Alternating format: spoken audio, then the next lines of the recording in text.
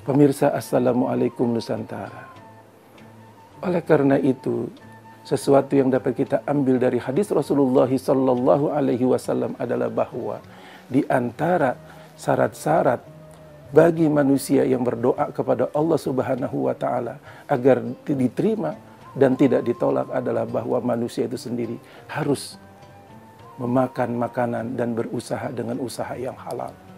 Maka jika seseorang banyak memakan makanan yang haram, minumannya haram, pakaiannya haram, dan mendapatkan segala sesuatunya dengan cara-cara yang haram, yang tidak diridhoi oleh Allah Subhanahu wa Ta'ala, maka sesungguhnya doa orang itu tersebut walaupun sudah begitu lama, walaupun diucapkan berkali-kali, walaupun diminta sudah beribu-ribu kali, bertahun-tahun, kenapa kemudian doa itu tersebut tidak diijabah oleh Allah Subhanahu wa Ta'ala? Karena sudah dikatakan bahwasanya kata Rasulullah, Allah Subhanahu wa Ta'ala adalah zat yang maha suci, zat yang maha baik. Maka Allah Subhanahu wa Ta'ala tidak akan menerima benda-benda yang haram, benda-benda yang kotor. Manusia dengan demikian harus dapat belajar, harus dapat mengintrospeksi diri.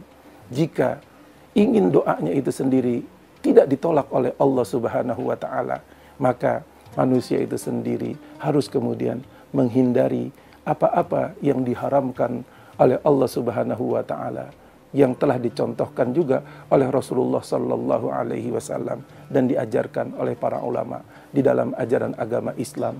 Ada hal-hal yang diharamkan dan ada hal-hal yang dihalalkan, yang dibolehkan kepada umat Islam. Maka umat Islam kemudian diperintahkan untuk memakan makanan yang baik, makanan yang halal. Kemudian umat Islam diperintahkan untuk menjauhi segala hal-hal yang diharamkan oleh Allah Subhanahu wa Ta'ala. Pemirsa, Assalamualaikum Nusantara. Maka sesungguhnya kita juga harus mawas diri. Kita juga harus berhati-hati terhadap begitu banyaknya dampak dari makanan-makanan yang haram. Dari orang kemudian mengkonsumsi benda-benda yang diharamkan. Ada dua hal dalam persoalan ini. Yang pertama adalah bahwa kita diperintahkan untuk tidak mengkonsumsi sesuatu yang diharamkan di dalam ajaran agama Islam. Dan yang kedua adalah bahwa kita tidak mendapatkannya dengan cara-cara yang haram, dengan cara-cara yang tidak benar. Misalkan seseorang makanannya itu baik, makanannya mungkin itu bergizi, makanannya mungkin itu mahal, tetapi uang yang dia dapat misalkan dari hasil korupsi, dari hasil dia berbohong, dari hasil dia berjudi, maka sesungguhnya perbuatan-perbuatan yang dilakukan tersebut bukan pada makanannya, tetapi kemudian pada bagaimana dia mencari untuk mendapatkan makanan tersebut. Dia mendapatkannya dengan cara-cara yang tidak baik, dengan cara-cara yang diharamkan di dalam ajaran agama Islam. Tentunya yang demikian itu juga akan menjadi suatu hambatan, akan menjadi suatu penghalang seorang hamba di dalam bermunajat kepada Allah, di dalam beribadah kepada Allah Subhanahu wa Ta'ala. Yang kita khawatirkan adalah bahwa kemudian kita harus betul-betul memperhatikan tentang menjauhkan benda-benda yang diharamkan oleh Allah Subhanahu wa Ta'ala. Bahkan sebetulnya bagaimana yang Rasulullah Sallallahu Alaihi Wasallam katakan dan sabdakan, kullu mauludin yuladu alal fitrah. Setiap anak sebetulnya yang dilahirkan itu dalam keadaan suci. Maka kemudian fa'abawahu yuhawidanihi au yumajjisanihi au yunassirani. Orang tualahnya yang kemudian bisa merubahnya. Dia menjadi orang yang berbeda, menjadi Nasranikah, menjadi Yahudikah, menjadi Majusikah, atau dia menjadi orang lain, atau dia menjadi putih, menjadi hitam, menjadi merah. Warna itu akan menjadi orang yang baik atau orang yang tidak baik. Kemudian anak itu tumbuh dengan benar atau anak itu sendiri banyak kemudian kekurangan dan penyimpangan-penyimpangannya. Karena itu sendiri, na'udzubillah, mungkin saja sangat terkait dengan makanan yang dikonsumsi oleh orang tuanya, baik dengan cara-cara yang tidak benar, dengan cara-cara yang haram, yang tidak halal. Na'udzubillah, summa na'udzubillah. Pemirsa, Assalamualaikum Nusantara. Rasulullah Shallallahu Alaihi Wasallam juga bersabda di dalam riwayat hadis yang diriwayatkan oleh Imam Al-Baihaqi, kullu lahmin nabata min haramin pannaru aula bih. Sesungguhnya segala daging, segala anggota tubuh yang tumbuh pada diri seseorang, yang tumbuhnya berasal dari barang-barang yang diharamkan, dari sesuatu yang diharamkan oleh Allah Subhanahu wa Ta'ala, maka sesungguhnya kata Rasulullah, pannaru aulabi, nauzubillah. Maka katanya neraka itu sendiri lebih baik, neraka itu lebih layak maksudnya buat jiwa-jiwa, buat diri-diri, buat pribadi-pribadi yang tumbuh karena berdasarkan dari benda-benda yang diharamkan oleh Allah Subhanahu wa Ta'ala. Pemirsa, Assalamualaikum Nusantara yang berbahagia. Di dalam hadis juga Rasulullah Sallallahu Alaihi Wasallam bersabda, kullukum ra'in wa kullukum mas'ulun an ra'iyatih. Sesungguhnya tiap-tiap kamu adalah pemimpin, dan tiap-tiap pemimpin akan dipintai pertanggungjawabannya oleh Allah Subhanahu wa Ta'ala.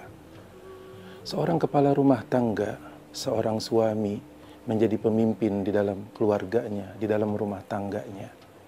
Kita tidak hanya berpikir bahwa dalam kaitannya dengan doa, dalam kaitannya permohonan seorang manusia kepada Tuhannya, kepada Allah Subhanahu wa Ta'ala, itu hanyalah doa yang dimunajatkan oleh seorang laki-laki atau seorang suami atau seorang ayah atau bapak. Tetapi bisa jadi juga doa itu pasti dimunajatkan, diminta, dimohonkan oleh seorang istri kepada Allah, karena dia juga adalah hamba Allah, dan juga oleh seorang anak kepada Allah Subhanahu wa Ta'ala. Tentunya yang sangat kita khawatirkan adalah jika seseorang kepala rumah tangga mendapatkan rezekinya dengan cara-cara yang tidak halal, dengan cara-cara yang diharamkan, dengan cara-cara penuh dengan dosa dan kemaksiatan. Kemudian makanan tersebut dimakan oleh seorang laki-laki yang menjadi kepala rumah tangganya. Makanan tersebut juga kemudian dimakan oleh istrinya. Makanan tersebut juga kemudian dimakan oleh anak-anaknya. Bagaimana kemudian yang kita khawatirkan adalah bahwa itu berdampak negatif, bahwa ditolaknya bukan hanya kepada orang-orang yang melakukan saja, tetapi kemudian orang-orang yang tumbuh dan besar dari makanan-makanan yang haram. Tentunya kita di dalam sebuah rumah tangga harus saling nasihat menasehati, harus saling memberikan satu pendapat-pendapat, pandangan-pandangan yang baik di antara sesama keluarga. Wa tawasau bil haq, wa tawasau bis sabr. Kita harus terus memberitahukan, terus mengingatkan tentang bahaya dari makanan-makanan yang diharamkan di dalam ajaran agama Islam, karena begitu banyak mudorotnya, begitu banyak kemudian efek negatifnya, baik dalam kehidupan sehari-hari maupun dalam kaitannya orang berdoa dan bermunajat kepada Allah Subhanahu wa Ta'ala. Jika kemudian kita mengetahui bahwa doa itu juga bagian misalnya dari sholat itu disebut sebagai doa, maka seseorang yang sholat juga adalah orang yang berdoa.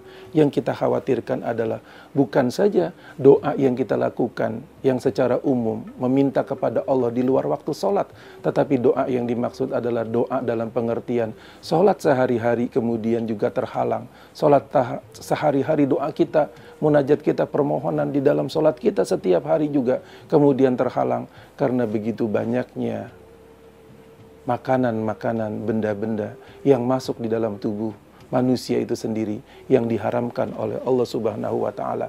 Na'udzubillah, summa na'udzubillah.